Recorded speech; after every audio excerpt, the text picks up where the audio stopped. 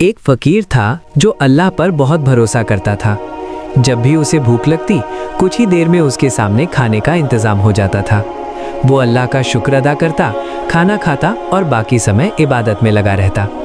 एक दिन सुबह जब वो उठा तो उसने देखा कि आज उसके सामने खाने के लिए कुछ भी नहीं है। उसने सोचा शायद थोड़ी देर में आ जाएगा।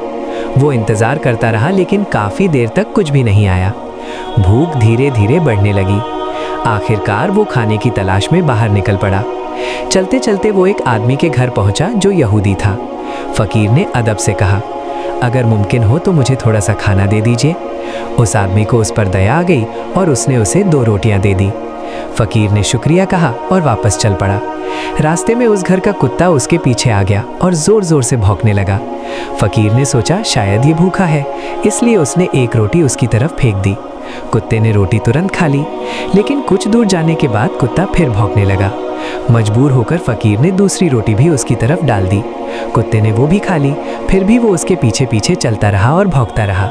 अब फकीर को गुस्सा आ गया। वो बोला, अरे कुत्ते, तेरे मालिक के घर से मुझे 2 रोटियां मिली थी, मैंने दोनों तुझे दे दी, फिर भी तो मुझ पर भौंक रहा है। तभी अचानक कुत्ता बोला, बेशर्म मैं नहीं तुम हो, मैं 2 दिन से भूखा हूँ। मेरा मालिक मुझे अक्सर समय पर खाना नहीं देता, फिर भी मैं उसका दरवाज़ा छोड़कर किसी और के दरवाजे पर नहीं जाता। लेकिन तुम तो अपने मालिक पर भरोसा करने वाले थे। सिर्फ एक दिन खाना नहीं मिला और तुम तुरंत दूसरे के दरवाजे पर मांगने पहुँच गए। कुत्ते की ये बात सुनकर फकीर का दिल कांप उठा। वो तुरंत अपने ठिकाने पर वापस गया। जब वो वहाँ पहुँचा तो उसने देखा कि उसका खाना पहले से ही उसके सामने रखा हुआ था। तब उसे समझ आया कि अल्लाह पर भरोसा कभी कम नहीं करना चाहिए।